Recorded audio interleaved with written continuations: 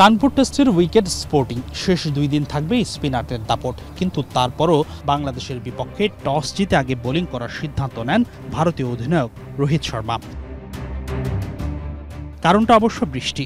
মাঠ প্রস্তুত না থাকায় নির্ধারিত সময়ের 1 ঘন্টা পর শুরু হয় দিনের খেলা। বৃষ্টির প্রভাবকে কাজে লাগিয়ে পেসাররা সুবিধা নেবে, এটাই ছিল স্বাগতিকদের প্ল্যান। তবে সাবধানী শুরুর পরও উদ্বোধনী জুটি বড় হয়নি বাংলাদেশের। 24 বলে 0 রান করে আকাশদ্বীপের পেইসে পরাস্ত হন জাকির হাসান।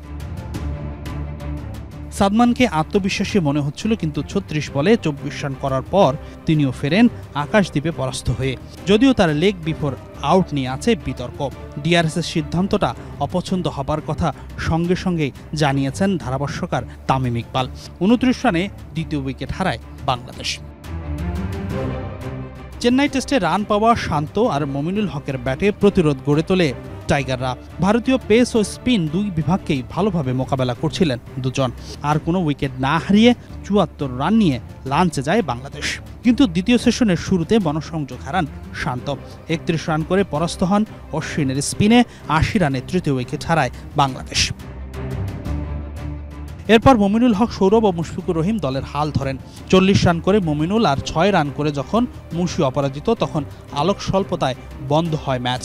এর কিছুক্ষণ পর মুষলধারে বৃষ্টি নামলে দিনের খেলা পরিত্যক্ত ঘোষণা করেন আম্পায়াররা।